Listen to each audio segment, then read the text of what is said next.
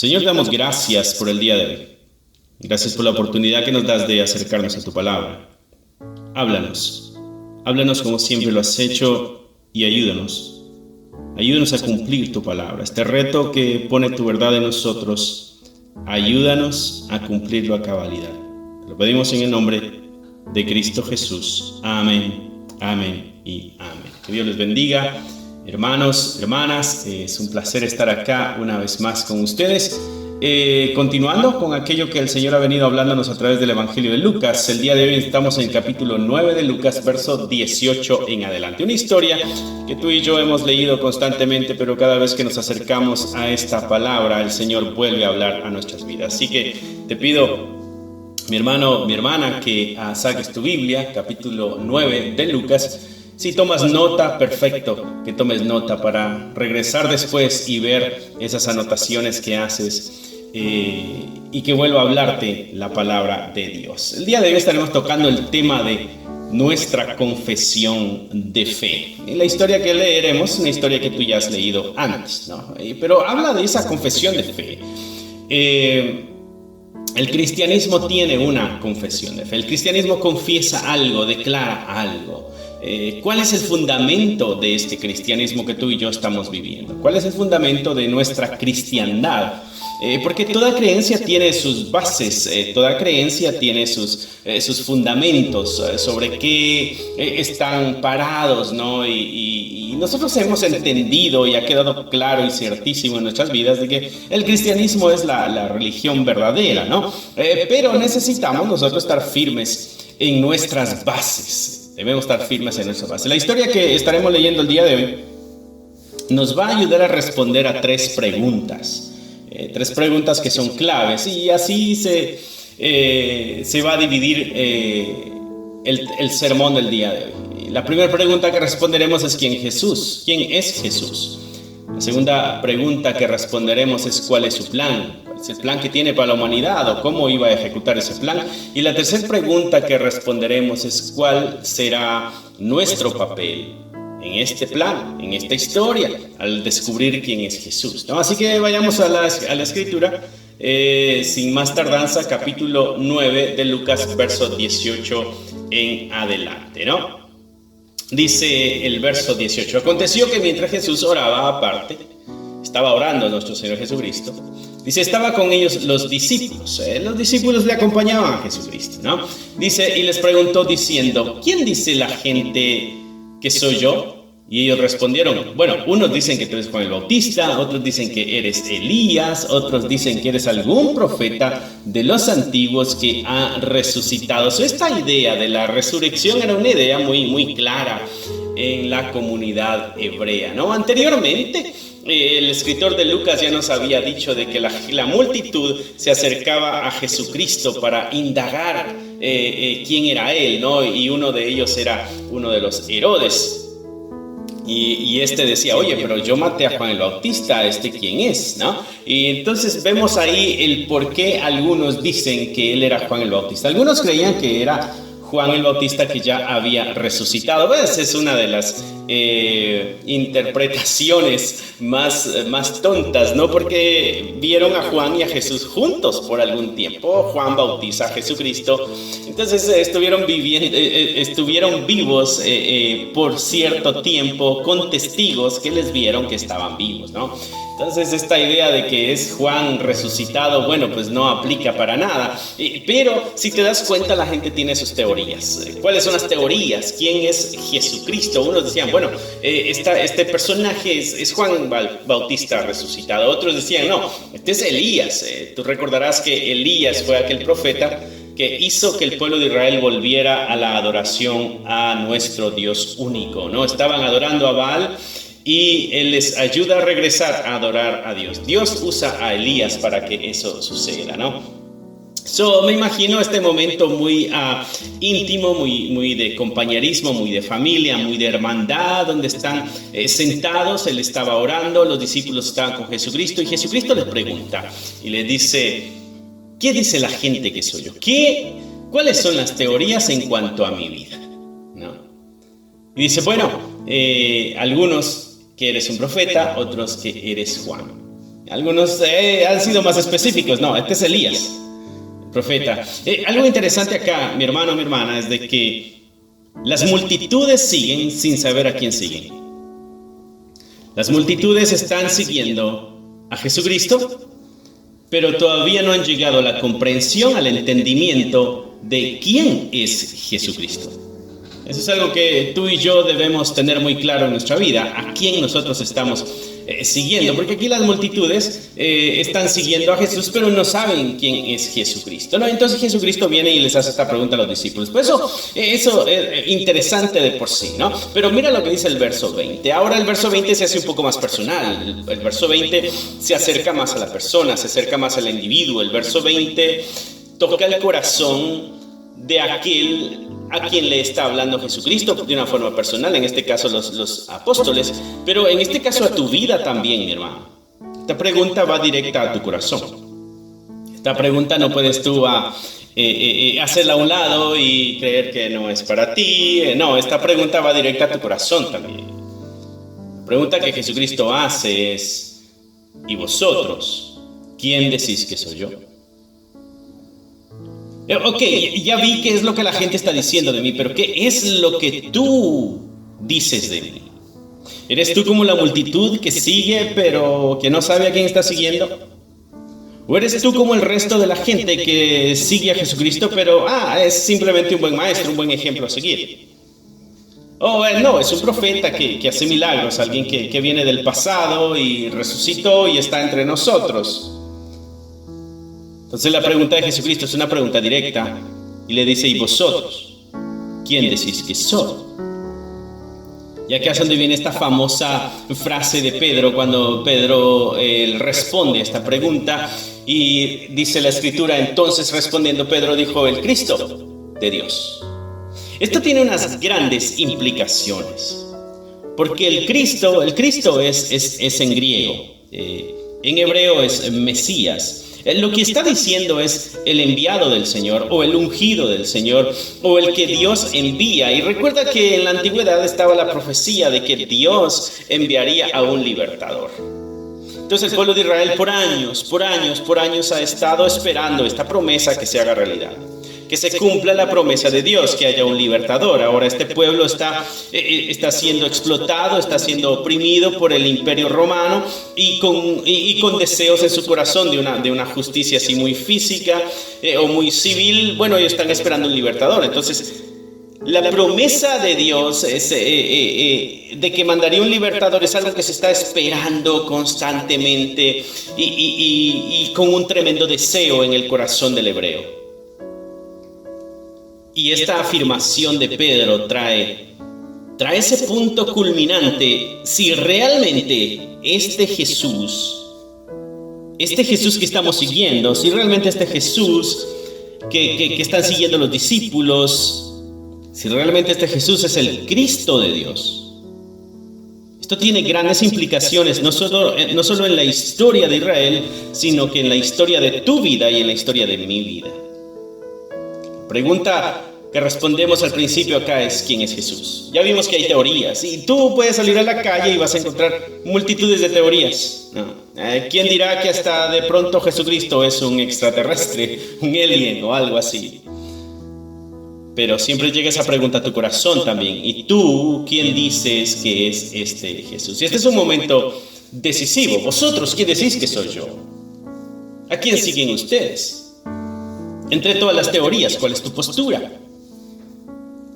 La confesión de Pedro no la podemos pasar de una forma tan rápida, porque la confesión de Pedro implica que el Cristo de Dios es el Rey prometido, es el Salvador prometido, es Dios cumpliendo su promesa. Estamos llegando al punto y estamos viviendo el momento en que Dios ha cumplido la promesa de enviar al Rey y a enviar al Salvador. Mateo 16:17, cuando está contando esta historia, dice: entonces le respondió Jesús, después de que Pedro dice que él es el Cristo. Allá en Mateo 16:17, Jesucristo le dice: entonces respondiendo Jesús: bienaventurado eres, Simón, hijo de Jonás, porque no te lo reveló carne ni sangre, sino mi Padre que está en los cielos. Esto no te lo reveló nadie, esto no lo aprendiste en ningún lugar, esto no te lo enseñaron en la sinagoga, esto no lo leíste en un libro, esto no lo viste en una película, esto no fue un cuento que te contó tu papá o tu abuelo, esto no fue una historieta que oíste en las calles, no. Le dice Jesucristo, esto es algo que fue revelado de Dios. Dice, esto no te lo reveló carne ni sangre, sino mi Padre que está en los cielos. Implicaciones, mi hermano, de reconocer quién es este Jesús. No es a través de lo que los demás dicen. Esta respuesta que trae Pedro no va de acuerdo con lo que la sociedad dice. La respuesta que trae Pedro no va de acuerdo con lo que la mayoría dice, para que te des cuenta que la mayoría no siempre tiene la razón. La única forma de responder a la pregunta ¿quién es Jesús? Es por la obra de Dios mismo, poniendo la convicción en el corazón humano. Mi hermano, mi hermana, si tú estás seguro y estás segura de que Jesucristo es el Hijo de Dios, déjame decirte que esa seguridad y esa convicción que hay en tu corazón y en tu mente, esa es obra de Dios mismo. Fue algo dado por Dios. Jesucristo le dice a Pedro, esto no te lo reveló carne ni sangre, sino mi Padre que está en los cielos. Esto es algo que ha venido del mismo cielo y se ha depositado en tu corazón. Mi hermano, el hecho de que tú estés convencido y convencida de que Cristo es el Hijo de Dios, quiere decir de que algo ha sido sembrado en tu corazón y el que lo sembró es el mismo Dios.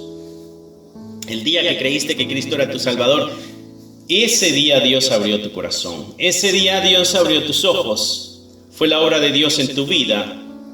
Esto no fue porque alguien te convenció, porque alguien tiene facilidad de palabra, porque alguien tiene la capacidad de persuadirte. No, esto es la obra de Dios. Que tú creas que Jesucristo es el Hijo de Dios, esa es la obra del mismo Dios, el Espíritu Santo convenciendo tu corazón.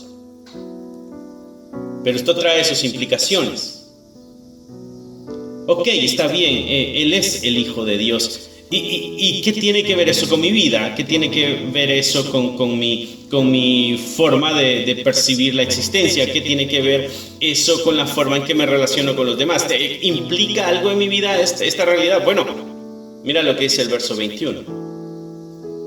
Dice, pero Él les mandó que a nadie dijesen esto, encargándoselo rigurosamente. No le digan a nadie que yo soy el Cristo, que yo soy el Mesías. Verso 22. Nos da la respuesta en el 22 porque no quiere que se comunique eso. Bueno, te lo voy a decir de una vez para que entremos ya en la comprensión del pasaje. Bueno, y ya que resucite Jesucristo, esa es la luz verde para que ellos cuenten quién es este Cristo. Pero mientras tanto, no digan que Él es el Mesías. Verso 22 dice, y diciendo, es necesario que el Hijo del Hombre padezca muchas cosas y sea desechado por los ancianos, por los principales sacerdotes y por los escribas, y que sea muerto y resucite al tercer día. ¿Te das cuenta? Ahí Jesucristo está respondiendo a la pregunta. ¿Cuál es el plan de nuestro Señor Jesucristo? Ya respondimos la primera pregunta, ¿quién es Jesucristo? La segunda pregunta es, ¿cuál es su plan? Bueno, su plan es un plan de liberación, es un plan de restauración, su plan es un plan de ayuda, de protección, de cuidado. Su plan es de librarnos del pecado, de darnos vida eterna. Su plan es de que se restaure la relación rota que la humanidad tenía con Dios. Ese es el plan. Ok, si este es el Mesías, si este es el Hijo de Dios, y quiero que en esto puedas tú poner mucha atención, mi hermano, y cualquier distracción que pueda haber a tu alrededor, que pongas gran atención, porque el hecho de entender, de comprender, de estar convencidos de que Jesucristo es el Hijo de Dios, el hecho de que estemos convencidos de esa verdad, de esa realidad, eso trae implicaciones. No podemos simplemente decir, oh sí, Jesucristo es el Hijo de Dios y darnos la vuelta a irnos. No. ¿Qué vino a hacer? ¿Por qué se hizo hombre? ¿Por qué está en medio de todos nosotros? Si este es el enviado de Dios que estábamos esperando o que ya llegó aquí, ¿ahora qué? O que si Él ya llegó ahora y se cumplió la promesa de Dios, ahora, ¿qué es lo que continúa? Bueno, Jesucristo les dice, bueno, y traigo un plan, estoy viviendo aquí de acuerdo a un plan que fue hecho obvio desde la eternidad. ¿Y cuál es el plan, Señor Jesucristo? Bueno, el plan es de que padezca muchas cosas. El plan es de que sea desechado. El plan es de que sea muerto y el plan es de que resucite al tercer día. Él dijo, es necesario que padezca, que sea desechado, que muera y que resucite. ¿Recuerdas? La promesa que el pueblo de Dios tenía era la promesa de un libertador. Y cuando tú esperas a un libertador, tú esperas a aquel personaje que es fuerte en las batallas, que es sabio en las estrategias, que trae ejército, que trae armas, que trae poder económico, poder en fuerza, y que va a conquistar, que va a liberar, que va a destruir, que va a castigar, y que va a cumplir todo aquello que se esperaba, que se había prometido. Bueno, Jesucristo dice, bueno, vamos a hacer el plan que yo traigo, es un plan un poco diferente. En este plan se trata de perecer, se trata de morir, se trata de ser desechado, pero va a haber victoria al final, va a haber una resurrección al tercer día. Y de pronto esto, mi hermano, no haga tanta lógica en la mente de aquel que estaba escuchando este mensaje en aquel entonces, y quizás no haga mucha lógica en nuestras vidas el día de hoy también, porque nosotros vivimos en una sociedad triunfalista donde el estar en el cristianismo quiere decir que las cosas van a estar bien, que las cosas nos van a ir bien, que nada malo nos va a suceder, de que ninguna enfermedad nos va a atacar, ninguna plaga va a llegar a nuestras vidas, y pudiéramos tener esta serie de ideas, de perspectivas, o esta serie de una mente predispuesta ante las verdades de Dios. Y Jesucristo les dice a ellos, ok, es necesario que estas cosas graves, difíciles, sucedan en mi vida antes de que yo resucite al tercer día. Antes de que lo grandioso que este Mesías va a traer, estas cosas tienen que suceder. Aquí seguramente los discípulos están un poco confundidos. Una, porque les está diciendo que va a morir. Otra es porque ahorita se les acaba de confirmar que es el Mesías. Y si es el Mesías, ¿por qué tiene que morir? Si es el Mesías, ¿por qué no derrota a los romanos y nos da la libertad? Si es el Mesías, ¿por qué no se sienta en el trono de David? Como dice la promesa, como dice la profecía. Sin embargo, la forma en que Dios hace las cosas es diferente. La forma en que Cristo conquista es diferente. Mira lo que dice Marcos 10:45, porque el Hijo del Hombre no vino para ser servido, sino que vino para servir, para dar su vida en rescate por muchos. Él vino a dar su vida en rescate por muchos. Era necesario que se pagara un rescate. Y el rescate, el pago de ese rescate, el pago del rescate de tu vida y de mi vida, era la misma vida de nuestro Señor Jesucristo. Primera de Corintios capítulo 6, verso 20 dice, porque habéis sido comprados por precio. La Escritura, mi hermano, es clara. La Escritura es clara, está diciendo que nosotros fuimos comprados porque éramos esclavos del pecado. Nosotros fuimos comprados por precio. ¿Cuál fue el precio? La sangre de Jesucristo. Es interesante y no puedo ni siquiera imaginarme cómo están asimilando los discípulos este momento. No solo la tremenda información, Él es el Cristo, el Mesías, sino el plan. Este plan no va como lo hemos aprendido en la sinagoga.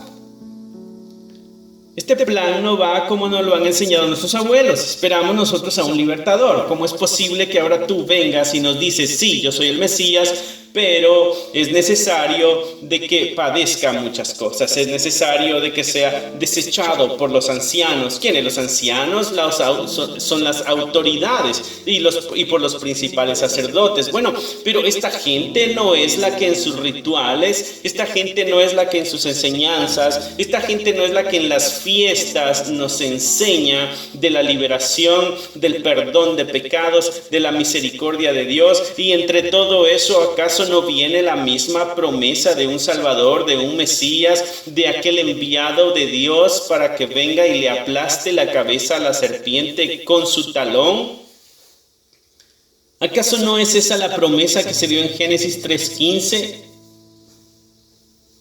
De que vendría aquel que le aplastaría la cabeza al diablo. Estamos entendiendo la serpiente en Génesis, que es el diablo.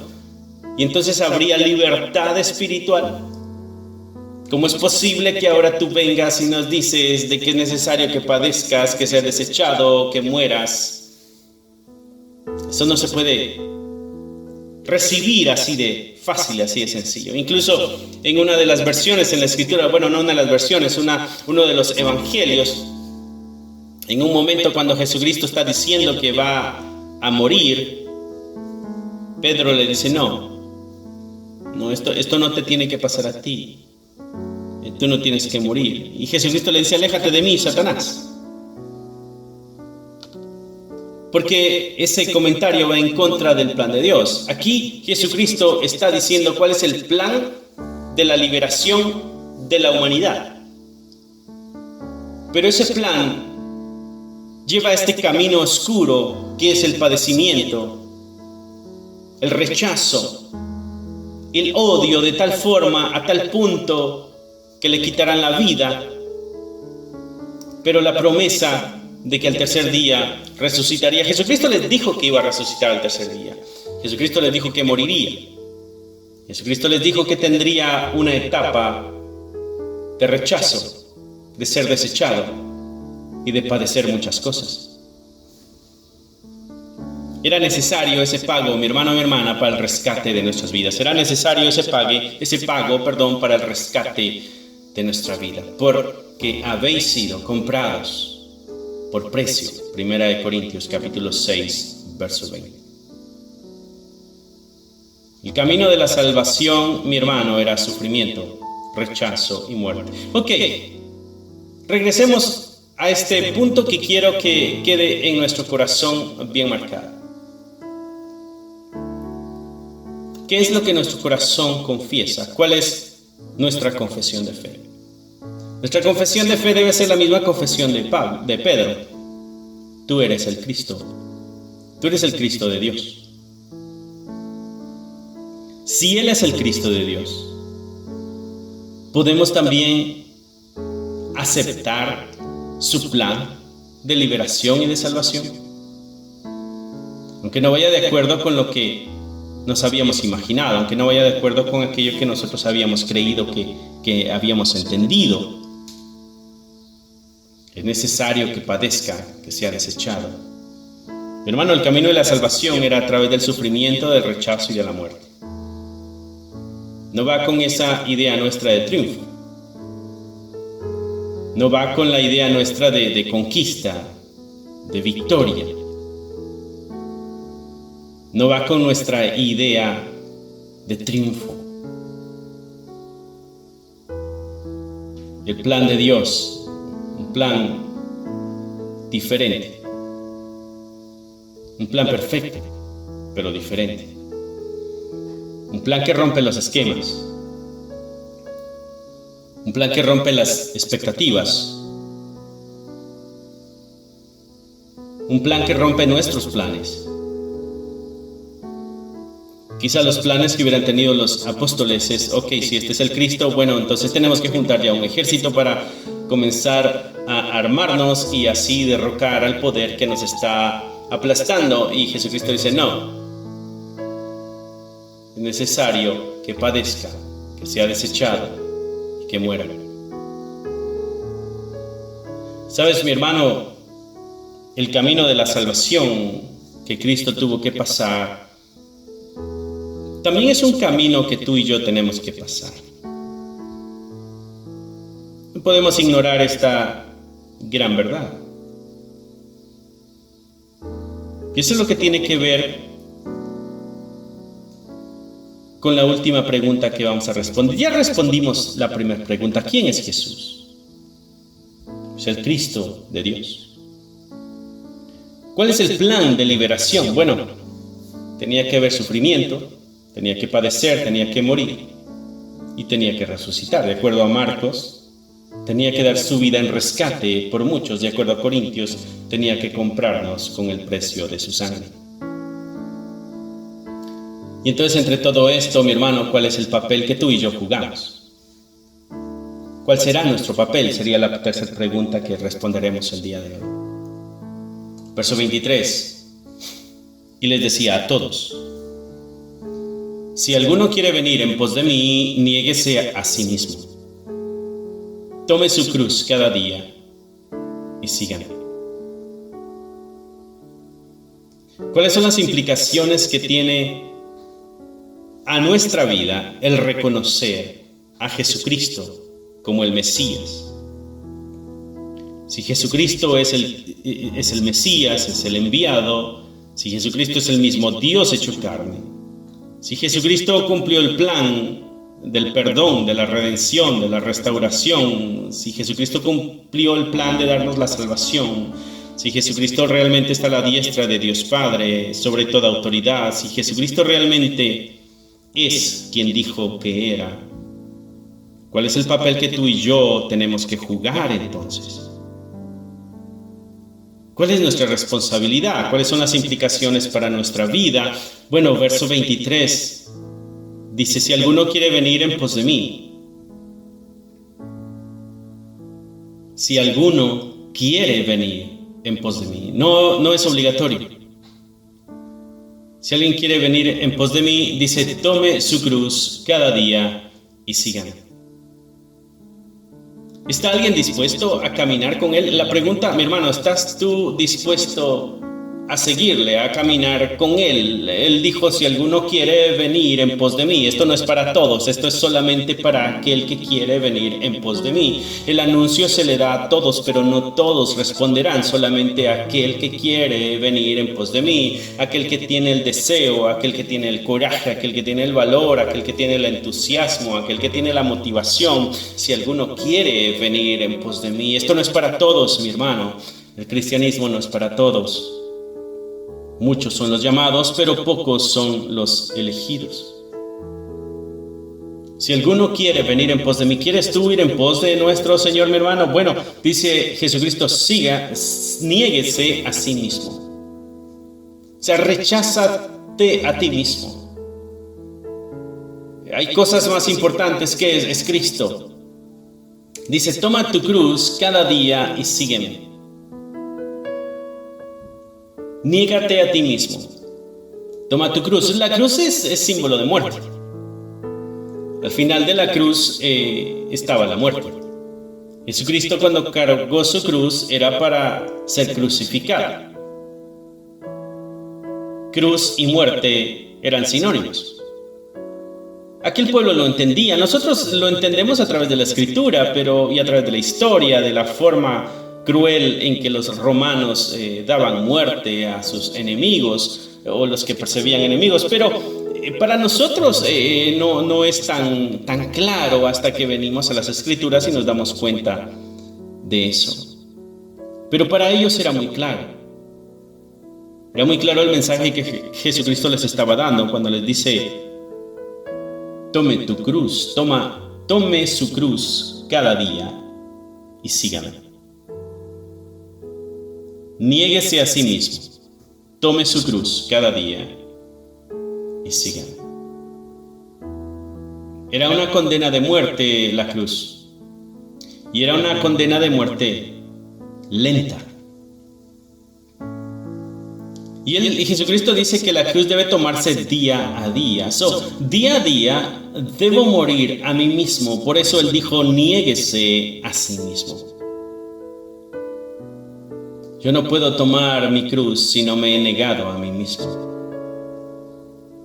Y no solo es negarme a mí mismo, no solo es morir a mí mismo, sino hacerlo con propósito. Dice el final del verso 23, y sígame. Es necesario que tú y yo muramos día a día, mi hermano. Algo de nosotros tiene que morir cada día. Ahí dice cada día. Algo de nosotros tiene que ir desapareciendo día a día. No es posible que vivamos nuestro cristianismo y no haya habido ni un solo cambio, no haya muerto algo en nosotros ayer o antier o hace 4 días o hace 5 días.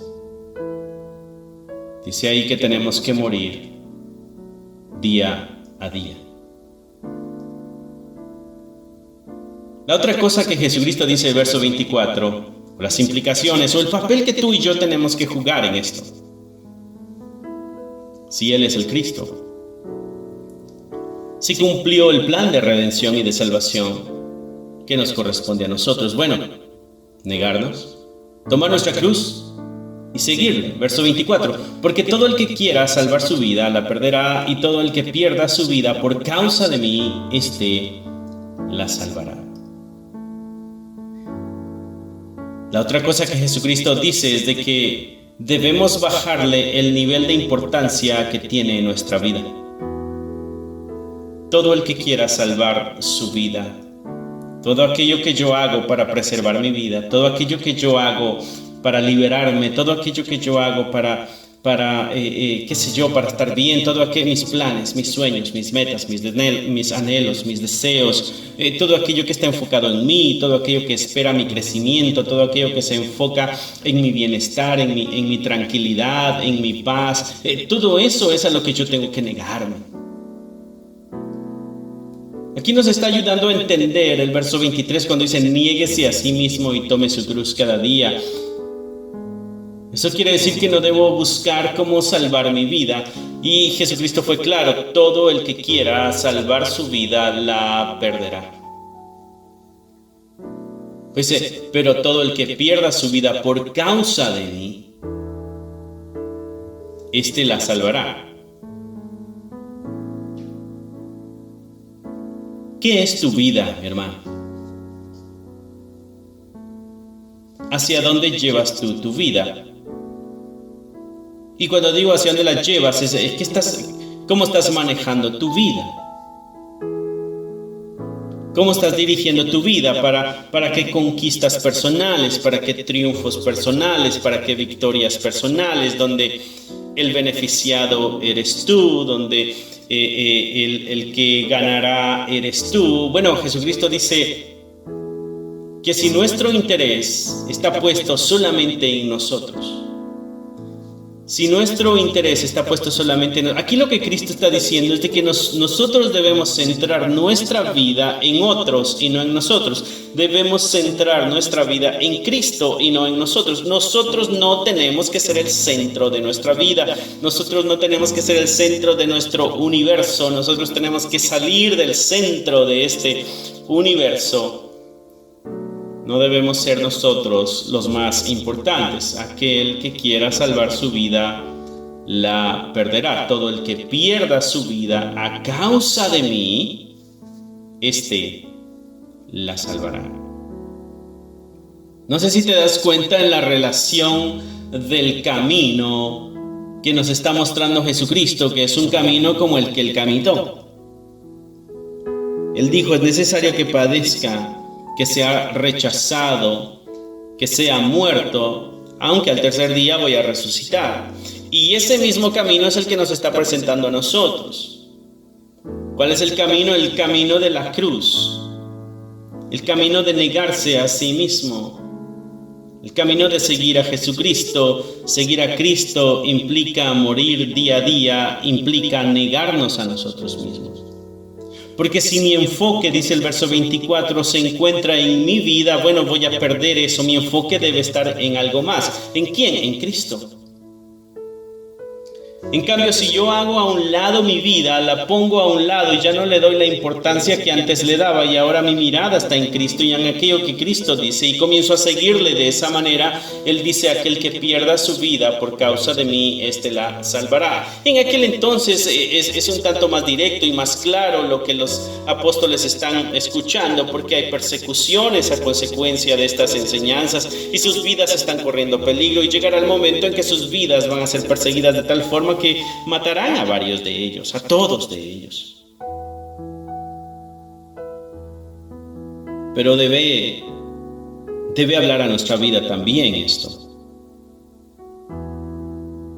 Hay cosas, mi hermano, mi hermana, que el Señor te está pidiendo que te niegues de eso. Hay cosas que el Señor te está pidiendo que hagas a un lado. Hay cosas que han ocupado el lugar de Dios. Hay cosas que han ocupado la posición de nuestro Señor. Hay cosas tan importantes en nuestras vidas que debiera ser el lugar de nuestro Señor.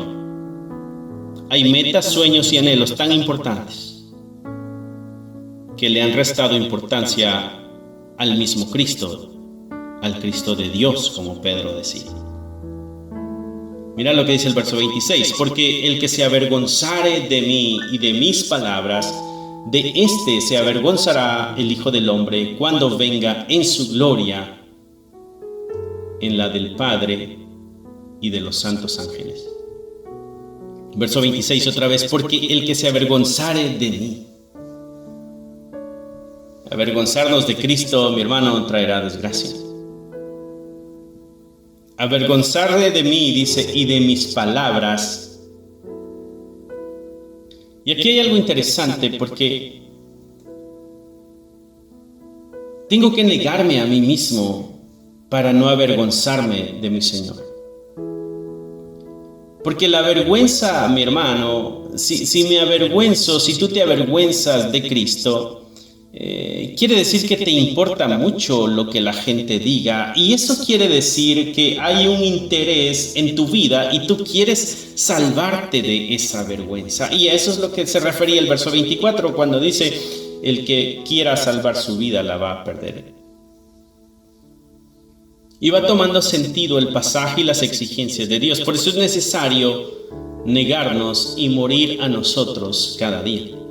Siempre hay algo que debe morir en nosotros, porque si eso permanece vivo y no muere en nosotros, el día de mañana eso será causa de avergonzarnos de nuestro Señor Jesucristo, eso será causa de la búsqueda del bienestar, y eso terminará trayéndonos una condena eterna a nosotros.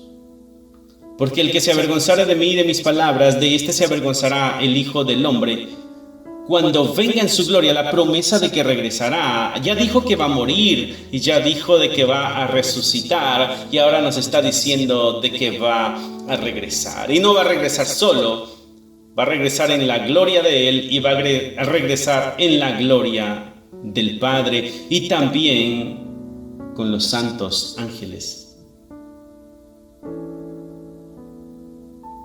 Jesucristo está haciendo una tremenda promesa, mi hermano, mi hermana.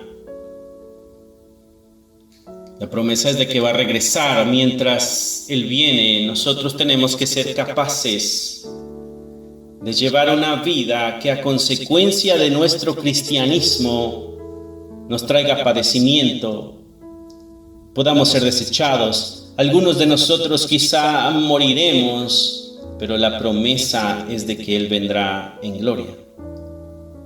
Todo esto es lo que implica el responder a la primera pregunta que hicimos el día de hoy: ¿quién es Jesús?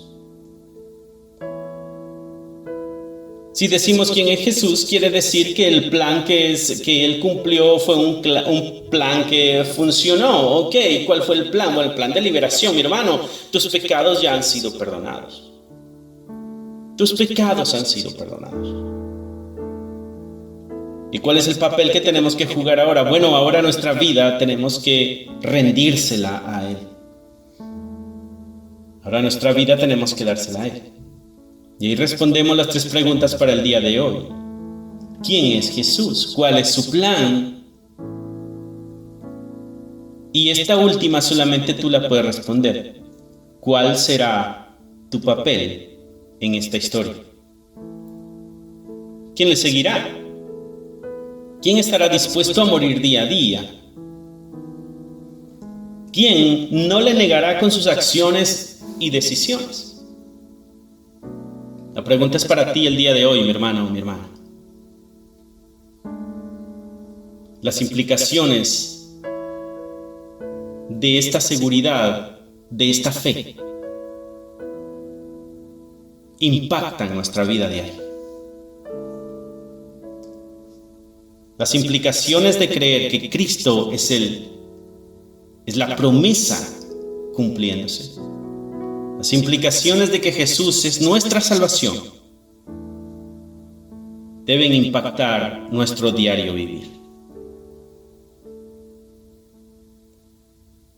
Cierra ahí tus ojos, mi hermano, mi hermana. Señor, te damos gracias porque has hablado nuestra vida el día de hoy.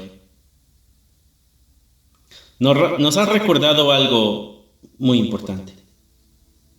Nos has traído a reenfocarnos. Perdónanos si habíamos perdido el enfoque, se nos había olvidado nuestra confesión. ¿Quién eres tú? Y es que se nos había olvidado quién eras tú, porque se nos había olvidado la responsabilidad que eso traía. Perdónanos por aquellas veces que no hemos dado un testimonio de muerte. Hoy tú nos recordaste que es necesario que muramos día a día. Hoy nos recordaste que es necesario que carguemos nuestra cruz, que nos neguemos a nosotros mismos, que te sigamos. Señor, a todo aquel que nos está escuchando el día de hoy a través de estas pantallas o los que están acá presentes, Padre, te pido que estas palabras que escuchamos el día de hoy marquen nuestro corazón. Aquella persona que de pronto ha tomado una distancia tuya, se ha alejado o va bajando la guardia o su fe está menguando, que esto le pueda despertar. Que vuelva a caminar como antes caminó y a comprometerse como antes se comprometió. Solamente tú, Señor, eres capaz de tocar un corazón de esa manera. Así como tocaste el corazón de Pedro y él confiesa de que Jesucristo era el Cristo tuyo, así, Padre, te pido que toques nuestros corazones y que una vez más esa confesión tome vida en nuestro corazón y que mueva nuestras acciones, que mueva nuestras decisiones, que mueva la dirección de nuestra vida y que seamos un fiel testimonio de muerte diaria. Que juntamente con Pablo podamos decir aquellas palabras: ya no vivo yo, sino que Cristo vive en mí. Gracias te damos, Padre, en el nombre que es sobre todo nombre, en el nombre de Cristo Jesús. Amén, amén y amén.